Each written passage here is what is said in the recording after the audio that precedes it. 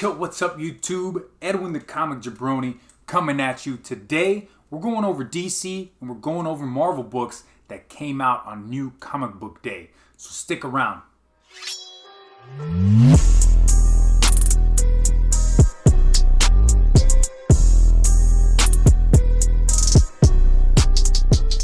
Alright guys, so welcome back. So, like I said, yesterday, New Comic Book Day, went by my LCS as I do every Wednesday, and I've got books in mind that I want to pick up. Books on my pull list that I know I'm going to grab, and books that are on the wall that I didn't think about getting, but something pulled me in. So today we're going over DC and we're going over Marvel. Marvel, there isn't a ton. DC, there's a little bit more. But remember guys, if this is your first time watching one of my videos and you're into comic books and you want to know more about these comics and get reviews on them, and maybe I spark your interest in a certain book, think about hitting that subscribe button, guys. I'm dropping videos all the time, guys. And also in these videos, I like to use Comic Book Roundup, which is a website that aggregates scores from across the internet of different review websites, and it has user review scores too. So I'm going to be posting that up here in this corner. I don't know. You'll see it. But let's get into it. We're going to start off with Marvel this week. All right, first book up from Marvel, we have Thanos, issue number 6, guys. This is written by Tiny Howard. Artwork is done by Ariel Olivetti. Thanos issue number 6. This concludes this Thanos story that is told from the perspective of Gamora. Now, last month when I reviewed issue number 5, I told you that there was a kid in this story that looked like Thanos, and I thought it might have been the kid, right? The child of Thanos. But come to find out, it is actually Kid Magus, right? It is the reincarnation of Magus or Magus. Not exactly sure. But I saw in the Key Comic Collector app that the first appearance of this kid is actually in Guardians of the Galaxy issue 9. But when I looked, that issue came out after Thanos issue number 5, where you see the kid at the end. So that might be a cameo appearance versus a first full appearance. I'm not entirely sure, but I think issue number 5 is a good one to pick up. This completes the story, and it tells you at the end that if you want to know more about what's going on with Gamora after this ends, to start picking up Guardians of the Galaxy, because I think she's going to make a reintroduction into that. I haven't been picking up Guardians for past maybe 4 issues or so, but I like Thanos, this volume. I like the retelling of how Gamora met Thanos and how he kind of brought her up and what she became to be. It's a pretty good story, guys. Let's get into the next one. All right, next up, the really, really big one that a lot of people were looking forward to getting, Powers of 10, issue number 5, written by Jonathan Hickman. Artwork is done by R.B. Silva, I want to say. I know it's Silva. R.B. Silva. I grabbed just the 8 cover on this. The connecting covers were there. Now, this is a very important issue. A little bit slower than what we've been, what we've seen in the past 2 or 3 issues of Powers of 10 and House of X. But this is an important issue because many of us have questioned what this Cerebro helmet is that Charles Xavier has on his head. This gets into it.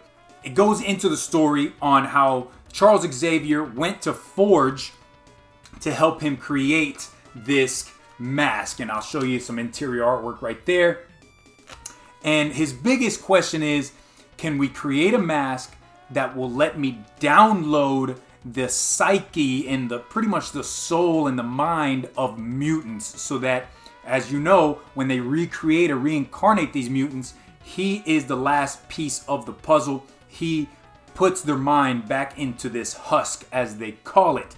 I enjoyed this issue. I like what they're doing with Powers of 10. I love what they're doing with House of X. There's only 2 issues left, right? House of X 6 and Powers of 10, issue number 6. And I really believe that Powers of 10, issue number 6 is going to be a big one because it is colored in red, right? And every issue that's been colored in red has been a super important issue, guys. I hope you've been picking it up, or you're going to do like my buddy Rod and just wait for the trade, which I think is a great idea as well. Being able to read all the issues all together will definitely get you into the story maybe understand a little bit better, because it has been kind of a chore. It's a little difficult to pick up just a single issue and read it, and you kind of have to remember what happened in the issue before. But I think it's been wonderful. I think it's been great, and I can't wait to read more X-Men. But that's it from Marvel, guys. 2 issues. Let's get into DC. We're going to run through these. All right, first book up from DC. We've got Shazam, issue number 7. This is written by Jeff Johns, and the artwork is done by Dale Inglesham.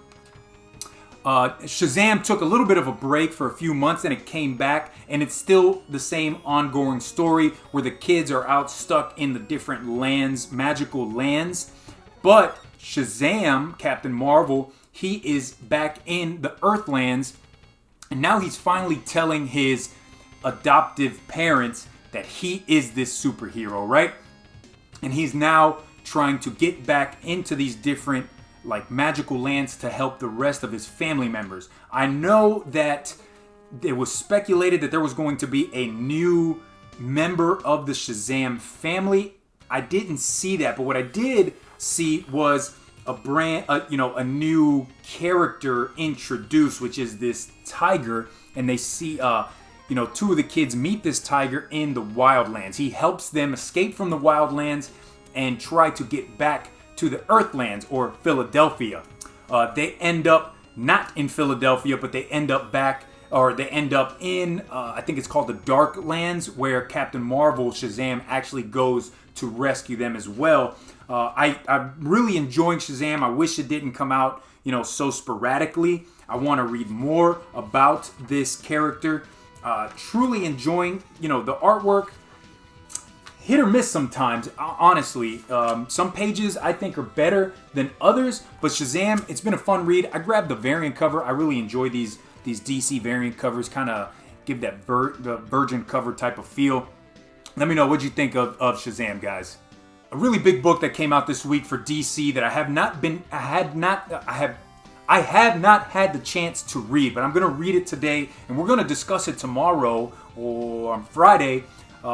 When I do my live video, is going to be Harleen from the DC Black label. This is book 1.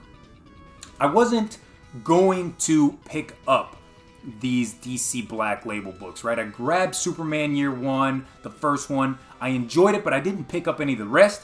Batman Damned, I picked up all 3, and I thought, because of the controversy, with book 1 of that, I thought the rest of it was super hyped, and it just wasn't as good as people said it was. And I'm skeptical about this. I love this cover, and I'm just flipping through the pages. The artwork looks, damn good, and it's an origin of Harley Quinn. A lot of us know the origin of Harley Quinn, but this is probably going to dive deeper into that origin. Tomorrow on my live show, we will discuss this more. All right, a book that I have truly been enjoying for a while now, Batman Beyond. This is issue number 36, written by Dan Jurgens, and the pencils or the artwork is done by Rick Leonardi. I have enjoyed Terry McGinnis and his Batman Beyond. What can I say? This is the conclusion of the story where Split, a brand new villain to Batman Beyond, this is the conclusion of that story. The Flash makes an appearance in here to help out Batman Beyond because Split is part of the Speed Force. He has speed, and Flash is there to help. What's really big about this issue is, we're going to get into the very end of it, kind of, not really spoilery at all, just letting you know that this looks like it could be the cameo appearance of a Batwoman Beyond. Because it tells you here at the bottom that the next issue is the $1 million debut of Batwoman. So could this be a brand new character that is going to take up the helm of Batwoman? It's still to be seen, but I believe that this is a really good issue to pick up if you're into first appearances and cameo appearances. And then definitely the next issue will be one that you want to grab. I've enjoyed Batman Beyond. I thought I was going to drop it, but then when I saw that a Batwoman Beyond will be making a debut in the next issue, I'm definitely going to pick that one up, guys. But Batman Beyond, issue number 36, not the greatest comic book I've ever read, but I enjoy this story. Keeping it going, got more Batman for you. This is Detective Comics issue 1012, written by Peter Tomasi, and the artwork is done by Doug Mankey. Now we finally are getting into this Year of the Villain story with Mr. Freeze, right? For the past 3 issues, at the very end of those books, we've seen Mr. Freeze. He's doing something to try to bring his Nora Freeze, his wife, back to life, right? We've always known Nora Freeze to be just in a block of ice. He's always trying to get her, to resurrect or reincarnate or bring her back to life. And now this is finally getting into that story, what his plans are. He has been given this opportunity by Lex Luthor to bring his wife back to life, but he has to do some experiments on women that look like his wife and have the same body build, the look, everything. But, of course, Batman is there to try to foil these plans. So, incredible issue, I think. I think Detective Comics is way better than Batman, the Batman series. And I cannot wait to continue reading this story. I want to see, does Mr. Freeze finally bring his wife back to life? Detective Comics issue 1012, that's a good pickup, guys. All right, for a month now, a month, I have been anticipating this book, especially with the appearance at the very end of the first book. I was super hyped and excited to read this. Batman, Superman, issue number 2. This is written by Joshua Williamson. The art is done by David Marquez. Now, I'm just going to show you this splash page, guys. Check that out. That is some great stuff. What do we get in this issue? We get fights between Shazam, who laughs, and Superman and Batman, right? It's about half the issue. You get this fight. Shazam, or Billy Batson, he's using Superman's like caring and loving nature kind of against him, right? Because Superman knows he's fighting this Shazam who's been corrupted by the Batman who laughs. But then Shazam says the magical word and he turns back to Billy Batson when Superman has him. He's like, "Oh, Superman, it's not me. I'm trying to fight this and you got to help me and blah blah blah." And as Superman starts to kind of release him and say, "You can fight this, man," he says, "Shazam!" And this lightning bolt hits Superman and he's like, "Ha ha, gotcha." It's incredible, guys. I like this. I know a lot of people are kind of not on the bandwagon, on the hype train of this Batman who laughs, but there looks like there is a Sinister Six, kind of like what we see in Spider-Man. There are 6 superheroes that Batman who laughs has infected with that serum. One of them we know is Shazam. The other one we know is he's trying to infect Superman. But there's 4 more, and he's using these special batarangs that are created out of nth metal. I love this story. I cannot wait to read more of it. And this cover is amazing. Man, Shazam Who Laughs. I love that, guys. Let me know. Have you been reading it? All right, guys. Last book on the list is going to be Batman, Curse of the White Knight. This is issue or book number 3. It's written and the artwork is done by Sean Murphy. So if you read Batman White Knight last year and you've been reading these issues, I think you're really enjoying it. I have been loving it. This is giving more backstory on Gotham. Anytime I can read more backstory on Gotham and more backstory on the family history of Bruce Wayne, I'm totally invested in. This issue, we're getting more of the Joker now, right? Joker hasn't totally been involved in the story up to this point. We've seen some of them in some of the issues, but now Joker is becoming more involved. And Harley's pregnant with what we believe is Joker's twins. And she's trying to talk to Joker, say, I know Jack Napier is in there. You got to come out, and these are your kids. And Joker's like, ha ha ha, whatever. I don't care. I'm digging this. Now everybody in Gotham knows. In this universe, in this story, everybody knows that Bruce Wayne and Batman are one and the same because the Batcave has been blown up. The GCPD have to run in to save Batman, and the reason they know that the Batcave is there is because Robin and Batgirl have told them, we need to go save them, right?